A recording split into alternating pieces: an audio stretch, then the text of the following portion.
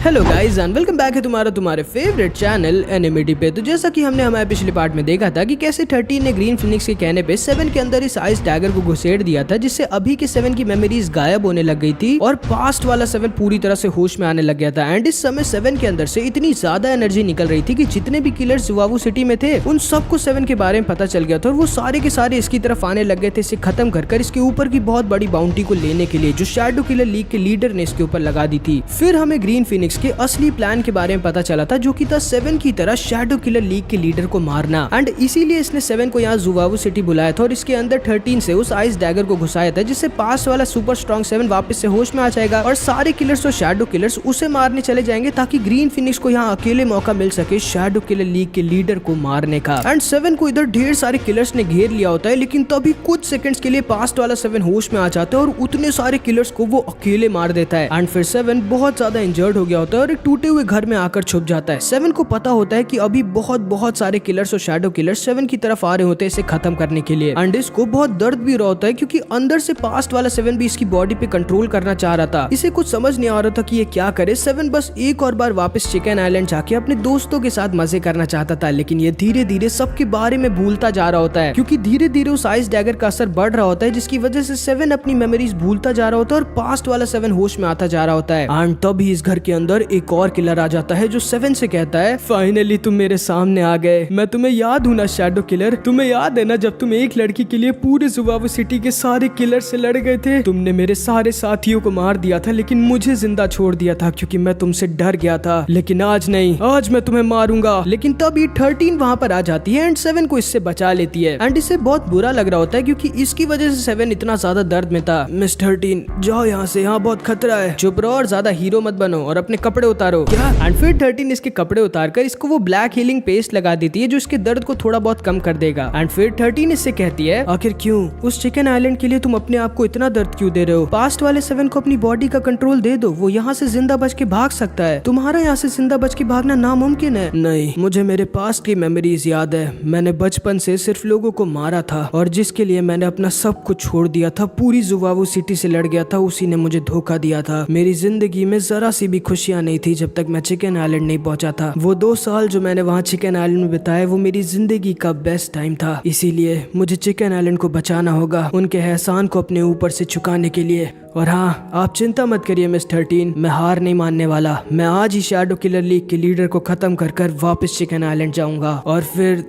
तुम्हारे साथ डेट पे भी। जिसको सुन के 13 थोड़ा शर्मा जाती है और फिर 7 वहीं पर बेहोश हो जाता है। 13 इसे प्रोटेक्ट करने के लिए वहीं पर रुक जाती है, लेकिन इसकी भी आंख लग जाती है और 7 जब होश में आता है तो वहां से भाग जाता है क्योंकि ये 13 की लाइफ को खतरे में नहीं डालना चाहता था। एंड अब इधर हम 13 के पास को देखते हैं जब 13 अपनी मम्मी को एक किलर से बचा नहीं पाई थी क्योंकि ये बहुत छोटी और वीक थी और क्योंकि ये एक लड़की थी इसीलिए इसके पापा इसे ट्रेनिंग भी नहीं देते थे स्ट्रॉन्ग बनने के लिए और इसीलिए ग्रीन फिनिक्स के अंडर में आके एक किलर बन गई थी और ज्यादा स्ट्रॉन्ग होने के लिए। एंड अब अचानक से जब 13 की आंख खुलती है तो वो देखती है 7 वहाँ पे नहीं था। ये 7 को ढूंढने लगती है और जब इसे 7 मिलता है तो उसकी हालत बहुत ज्यादा खराब होती है क्योंकि इसके सामने एक दूसरा शैडो किलर शीमेन आ गया होता है जिसके पास बहुत ज्यादा स्ट्रॉन्ग अर्थ मैजिक होता है। एंड तभी 13 के पीछे भी एक और शैडो किलर आ जाती है जिसका नाम मासूजाका होता है, जिसके पास पॉइजन मैजिक होता है एंड ये भी बहुत ज्यादा फास्ट और खतरनाक होती है। मासूजाका 13 से कहती है, तुम जानती हो मैं इससे बहुत प्यार करती थी, लेकिन ये एक दूसरी लड़की से प्यार करता था जिसके लिए पूरे के पूरे जुवावू सिटी से लड़ गया था। इसीलिए जब तुम यहाँ से चले गए थे ना तो मैंने उस लड़की को मार दिया था क्योंकि अगर तुम मेरे नहीं हो सकते शैडो किलर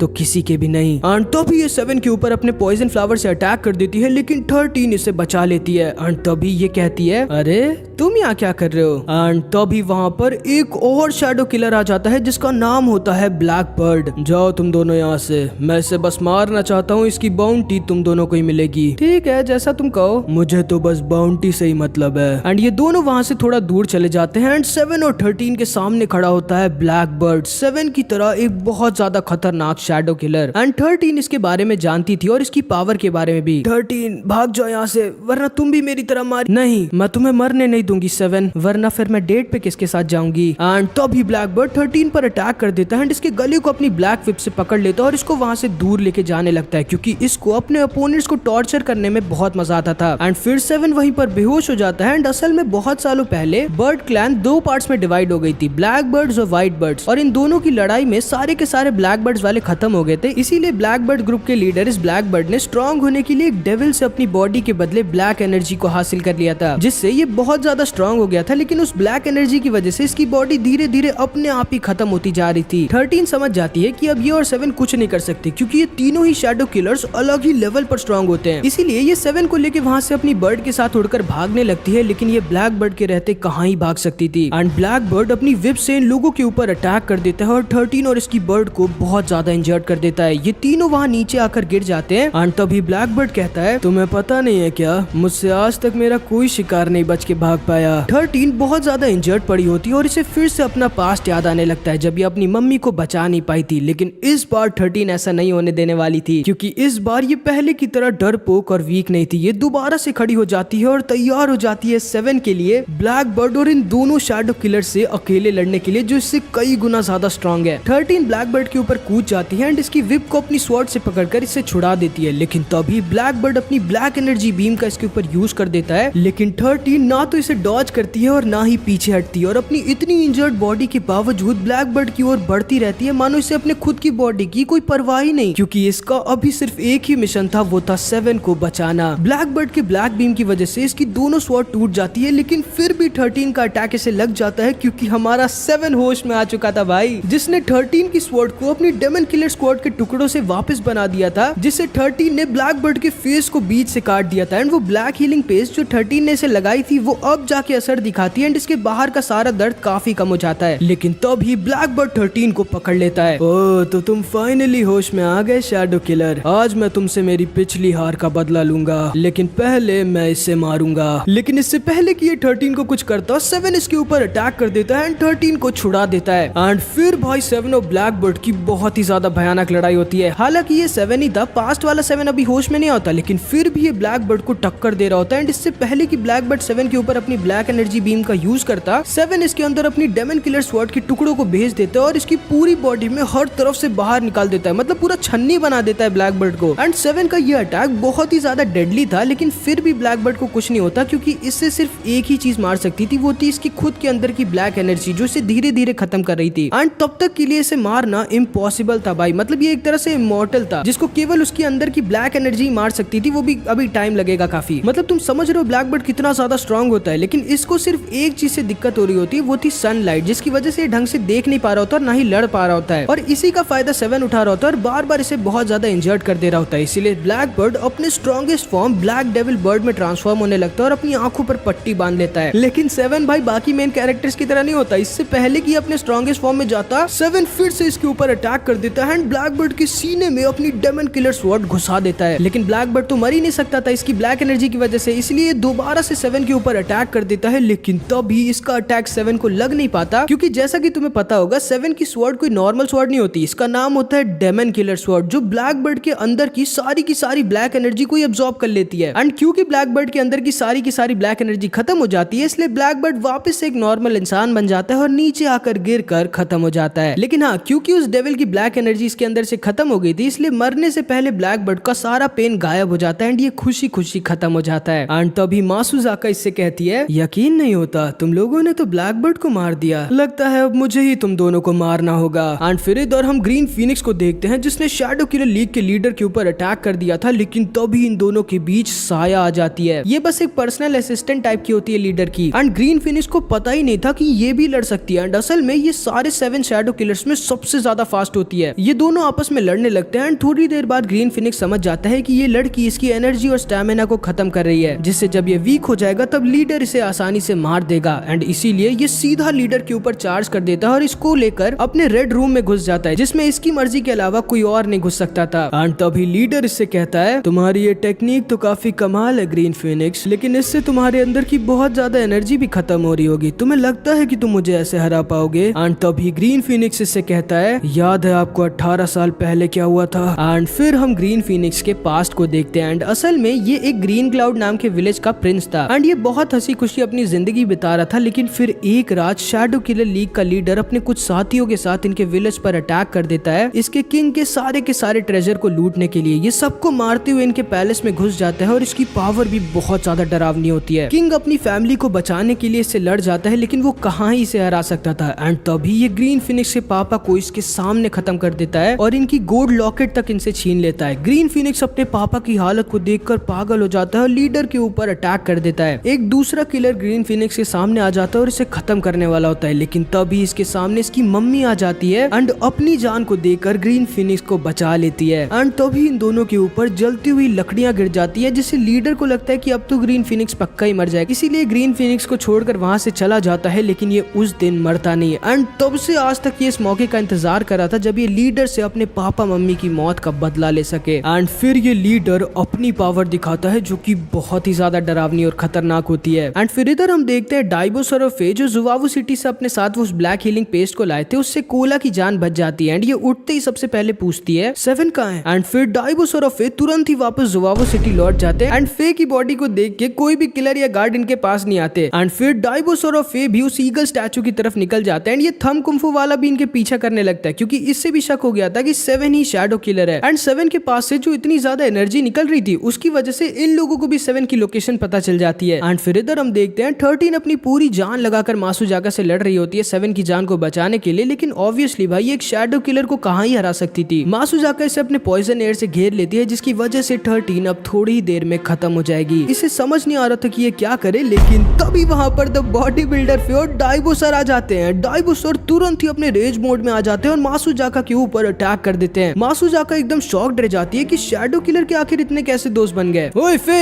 बॉडी दिखाने का टाइम नहीं है अभी, पहले सेवन को लेके यहाँ से निकलो। एंड ये दोनों वहाँ से तुरंत ही निकल जाते हैं। अब मैं तुम्हें छोड़ूंगी नहीं मुर्गे। एंड तभी ये डाइबोसर के ऊपर अपने पॉइजन फ्लावर से अटैक कर देती है, लेकिन डाइबोसर अपना दिमाग लगाते हैं और अपना डाइबो एग का यूज कर खुद एक पॉइजन फ्लावर बनकर वहाँ से निकल जाते हैं। ये कैसे हो सकता है, कहाँ क्या वो। लेकिन इधर हम देखते हैं फे के सामने ये दूसरा शैडो किलर शिमेन आ जाता है, जो एक ही पंच में फे को बहुत ज्यादा इंजर्ड कर देता है। एंड फिर शिमेन सेवन को मारने वाला होता है, लेकिन तभी ये थंब कुंफू वाला लड़का वहाँ पर आ जाता है एंड सेवन को बचा लेता है। एंड फिर डाइबोसर और फे तुरंत ही सेवन को लेकर वहाँ से भागने लगते हैं। शिमेन इनका पीछा करने की कोशिश करता है, लेकिन तभी ये थंब कुंफू वाला फिर से अपने थंब कुंफू का यूज करता है और इन तीनों को शिमेन से किसी तरह बचा लेता है एंड ये लोग वहाँ से तुरंत ही निकल जाते हैं। डाइबोसर को समझ नहीं आता कि आखिर इसने अपनी जान को सैक्रिफाइस करके सेवन को क्यों बचाया। खैर वो तो हमें आगे पता चलेगा। तो फिर सेवन, डाइबो और फे किसी तरह जुवावू सिटी से भाग जाते हैं, लेकिन बेचारी 13 मासुजाका के पॉइजन की वजह से भाग नहीं पाती एंड मासुजाका इसे पकड़ लेती है। एंड फिर अगले दिन इधर हम चिकन आइलैंड में देखते हैं, जहाँ पे सेवन को ढूंढते ढूंढते एक और शैडो किलर वहाँ पर आ गया होता है, जिसका नाम होता है मेरा। एंड भाई ये भी बहुत ज्यादा खतरनाक होता है। ये सबसे पहले सेवन के बार्बर शॉप जाता है, क्योंकि इसे लगा था सेवन जुवावू सिटी से भागकर यहीं पर आया होगा, लेकिन डाइबोसर असल में सेवन को लेके इस मैजिक हीलिंग विजर्ड के पास आ गए थे, जो सेवन को उस आइस डैगर से बचाने की पूरी ट्राई कर रही होती ताकि पास्ट वाला सेवन होश में ना पाए। मेरा को यहाँ पर सेवन की इन चिकन आइलैंड वालों के साथ की कुछ फोटोज दिखती है एंड इसे यकीन नहीं होता कि सेवन एक शैडो किलर होने के बाद भी इतनी अच्छी जिंदगी कैसे जी रहा था। एंड ये उन सारी फोटोज में से एक फोटो को ले लेता है जिसमें सेवन और अंकल चैन साथ में थे एंड ये इस फोटो को लेके अंकल चैन के पास आ जाता है। हेलो,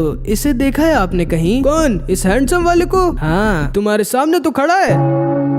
नहीं, दूसरा वाला। ओह सेवन, वो तो पता नहीं कहाँ है। उसका नंबर है आपके पास? हाँ शायद। एंड अंकल चैन सेवन को कॉल मिला देते हैं, क्योंकि सेवन अभी बेहोश होता है इसलिए डाइबोसर इसका फोन उठा लेते हैं। हेलो हेलो शैडो किलर, मैं तुम्हारा दोस्त। वो अभी तुमसे बात नहीं कर सकता, जब वो उठेगा तो मैं करा दूंगा। क्या नाम है तुम्हारा?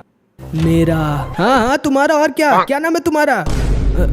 मेरा। पता नहीं कैसे पागल दोस्त है इसके। एंड तभी डाइबोसर इसका फोन काट देते हैं एंड जब ये दोबारा मिलाने की कोशिश करता है तो अंकल चैन के फोन का बैलेंस ही खत्म हो जाता है। एंड फिर इधर हम देखते हैं मैजिक हीलिंग विजर्ड इन सबको बताती है कि ये सेवन की मेमोरीज को नहीं बचा सकती एंड सेवन को बचाना अब इम्पॉसिबल है एंड पास्ट वाला सेवन अब थोड़े ही टाइम में पूरी तरह से होश में आ जाएगा। डाइबोसर, कोला और फिश सब के सब बहुत ज्यादा दुखी हो जाते हैं। कुछ समझ नहीं आ रहा था कि ये लोग क्या करें, लेकिन तभी वहाँ पर स्टैन आइलैंड का एक प्रिंस आ जाता है जो उस ब्लैक हीलिंग पेस्ट को तो नहीं ला पाता, इसीलिए ये शैनोंग सिटी के हेड वंडर डॉक्टर को ही लेके आ जाता है कोला को बचाने के लिए। एंड ये वंडर डॉक्टर भाई मरे हुए लोगों के अलावा किसी को किसी भी चीज से बचा सकता है। बहुत अच्छे चश्मिश, चलो कुछ तो काम आए तुम। एंड ये प्रिंस भी कोला को ठीक देखकर बहुत खुश हो जाता है एंड फिर ये वंडर डॉक्टर सेवन को आइस डैगर वाले पॉइजन से बचा लेता है एंड दोबारा से हील कर देता है। एंड फिर इधर हम देखते हैं मेरा इन दोनों के पास आ जाता है। इसका नंबर है तुम्हारे पास? ओ सेवन का? हाँ है। एंड इचिरो सेवन को कॉल मिलाकर अपना फोन इसे दे देता है, लेकिन अब जाके ये मेरा को पहचान पाता है कि ये भी एक शैडो किलर है, लेकिन अब बहुत देर हो चुकी थी। इधर हम देखते हैं सेवन जैसे ही होश में आता है तभी मेरा इसे कॉल कर देता है। हेलो। अब जाके मैंने तुम्हारी आवाज सुनी। शैडो किलर, कौन हो तुम? तुरंत से वापस अपने चिकन आइलैंड आओ, और हाँ, जितनी देर तुम करोगे उतनी ज्यादा तबाही मचेगी और उतने ज्यादा लोग मरेंगे।